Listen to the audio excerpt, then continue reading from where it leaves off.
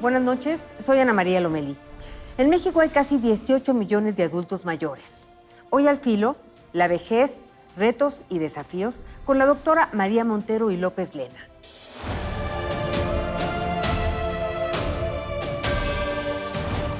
Muchas gracias, doctora, por acompañarnos. Bienvenida. Gracias, Ana María, por esta oportunidad. Usted es experta, ha estado trabajando pues ya durante un tiempo considerable en temas de la vejez. ¿Qué es la vejez? La vejez técnicamente es una etapa de vida, pero también refiere a un proceso como el envejecimiento. Es un proceso inescapable. Definitivamente todos los seres vivos envejecemos. El punto aquí es llegar a edades avanzadas con calidad de vida, con funcionalidad y con un sentido de vida que dé exactamente felicidad y bienestar a la persona que transcurre.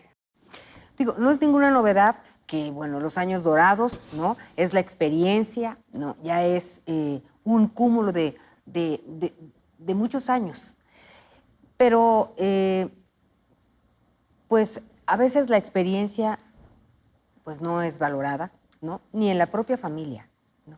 Y en la vejez, pues hay maltrato, hay discriminación, violencia y soledad, ¿no? Cuando muchas abuelas y muchos abuelos en nuestro país han sacado adelante a su familia, ¿no? Y a los nietos, porque los padres y las madres trabajan, ¿no? Son o somos cuidadores oficiales en la medida de las posibilidades, pero hay quienes viven cuidando a los nietos. ¿Cómo lograr que realmente cambiemos pues este paradigma de la vejez? El punto aquí hay como yo diría tres niveles. Ciertamente a la vejez se le ve dentro de nuestra cultura occidental como una etapa final, porque se asocia con la muerte, pero lamentablemente, si eso fuera realmente cierto, pues no tendríamos la tristeza de jóvenes o niños que mueren. Entonces, primero hay que luchar contra los estereotipos de la vejez como un sinónimo de etapa de decrepitud. Hay que, de alguna manera, retomar o reconceptualizar esta etapa como una etapa más del desarrollo humano y en ese sentido comprometernos para un bienestar que se prolongue a través de la vida.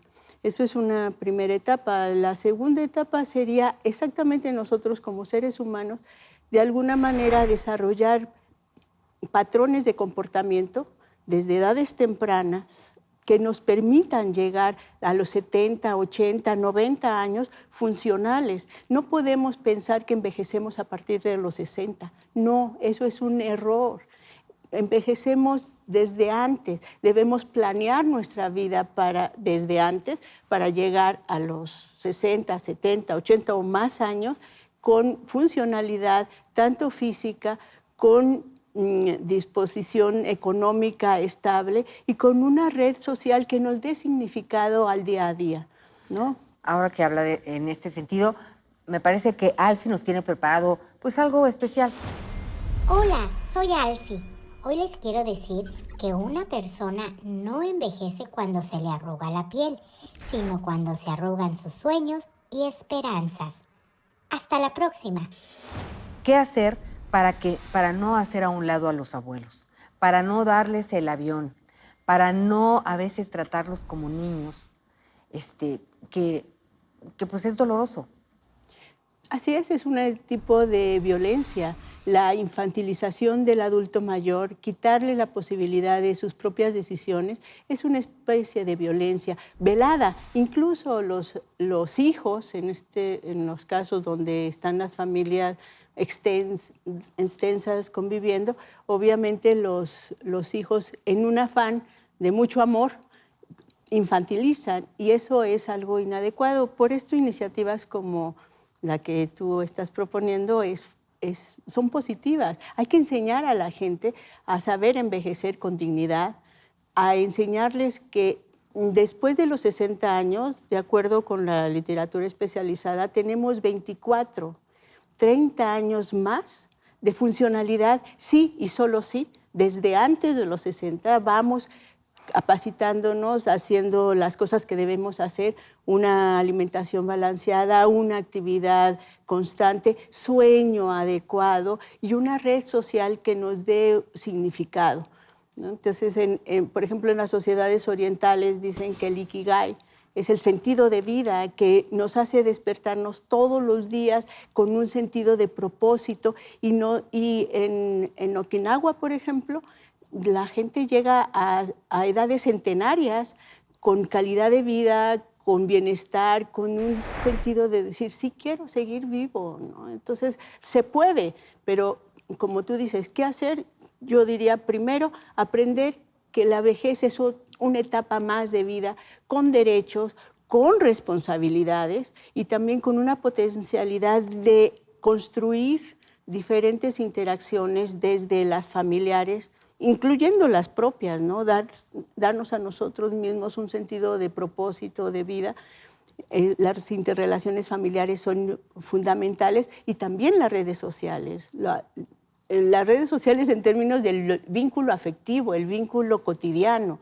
Entonces, saber envejecer es la clave y ahora nosotros tenemos por los avances tecnológicos y médicos la oportunidad de llegar a edades normales de 80 años. Entonces, de 60 a 80 años tenemos 20, insisto, 20, 25 años de vida más. Es una generación que debemos planearlo, pero lo planeamos desde los 30, de los 40, para llegar en buen estado de salud física, cognitiva, emocional y social. Dos cosas, ¿no? En la medida de las posibilidades, si podemos ser autosuficientes, ¿no? E independientes económicamente, será muy importante para el resto de nuestras vidas. Lamentablemente esta no es la máxima en las familias mexicanas. Entonces, pero esto no quiere decir que, pues que abusemos de las personas adultas mayores. Esto que dices de los derechos es muy importante. Y además hablemos del legado, ¿no? Los abuelos son importantísimos para los niños, para los nietos, ¿no? Tienen la paciencia que los padres no tienen y la experiencia también. Entonces, ¿cuál es el valor de los abuelos en nuestro país hoy? Fíjate, los abuelos dan identidad porque nos traen las raíces ancestrales. Y el punto acá es, así como sugiero reetiquetar el concepto de vejez como otra etapa más, no como una etapa prejuiciosa de exclusión social, sino como una etapa más de oportunidades, también hay que valorar, y desde la propia persona hay que valorar esa etapa. Un sesgo que se tiene socialmente y clásico es la propia persona autodescalificarse, ¿no? Y decir, ay, es que estoy medio betabel, ¿no? No. Una cosa es ser una persona adulta y otra vez esos rótulos sociales que descalifican una etapa que tiene mucho que dar, muchas ganancias, mucha experiencia que compartir. Entonces, yo sugeriría que desde la persona debe reivindicarse a sí misma y decirse que tiene el éxito de llegar a una etapa adelantada con salud. Llegar a los 80 años deberían ser equivalente a una fiesta perpetua, ¿no? Al posgrado de la vida. ¿Qué quiere decir eso? Pues haber pasado por enfermedades, por crisis y haberlas trascendido de manera adecuada. Pues sí, ya es ser sobreviviente, ¿no? De una o de otra manera, y por supuesto que ya es ganancia. En el mundo laboral, ¿no? Me parece que está muy lejos, por lo pronto, en la cultura de nuestro país, la posibilidad de considerar a las personas adultas mayores como un capital importante, o simplemente no considerar, son adultos mayores o no, ver la capacidad, ¿no? Que eso es lo más importante, ver la capacidad y ya lo demás pues sería lo de menos. ¿Qué me dice al respecto, doctora? Fíjate que es interesante, yo hago énfasis en que no se envejece a los 60, se debe empezar a visualizar los 60 a los 40 o mejor dicho a los 20, cuando se tiene cierto nivel de conciencia, no solamente individual sino social. Se ha visto en un estudio reportado que si una persona de 20 años guarda 5 pesos cada día, y al término de la semana equivale a 20 pesos, y esa persona de 20 años llega a los 60 con esa disciplina de ahorro, a los 60 años tendrá un capital digno. ¿Digno qué quiere decir? Que le va a permitir vivir de alguna manera cubriendo las necesidades básicas, ¿no? Alimentación, ojalá que tenga un techo donde vivir y vestido. Entonces, el punto aquí es el ahorro. A veces hay familias que no pueden ahorrar, eso es una realidad, pero las personas que tienen ahorita la oportunidad de insertarse en el mercado de trabajo, sí deben pensar, el concepto de ahorro se ha perdido, y yo creo que es importante que las personas jóvenes vean que deben ser disciplinados en un ahorro sistemático pensando en edades avanzadas, porque no solamente es la salud física la que les va a dar bienestar, sino también la tranquilidad económica. Y estos rubros de cómo se organizan en términos económicos, cómo se disciplinan en términos económicos, la educación financiera es importante, la educación física, hacer ejercicio es importante, no es un lugar común, es importante porque nos activa. Dormir es esencial. Las personas en general dicen, mañana me repongo. Y no, la higiene de sueño, durante el sueño se restablecen muchas hormonas que de alguna manera nos protege el funcionamiento cardíaco, por ejemplo. Saber de eso es importante y comprometernos con hábitos saludables. Y sobre todo, e insisto mucho en ello, una persona que tiene sentido de vida, una red social afectiva que la contiene, pues va a llegar a edades avanzadas de una manera mucho más integral y mucho más funcional. Un punto importante que señalaste es este derecho. Las personas adultas mayores tienen derecho.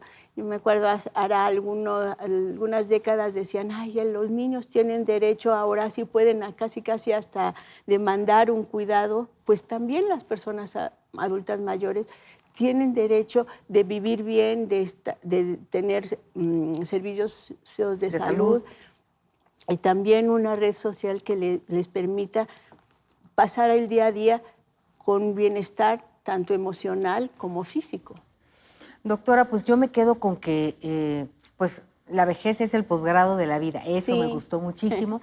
Y todos tenemos una tarea pendiente pues en relación a nuestros adultos mayores y en relación a nosotros mismos, ¿no? Porque sin lugar a dudas, bueno, la vejez de que llega, llega. Muchas gracias, doctora. Gracias por la oportunidad y aquí estamos a las órdenes. Un gusto, muchas gracias. Y gracias a ustedes por habernos acompañado. Recuerden que tenemos una cita la próxima semana al filo de la medianoche.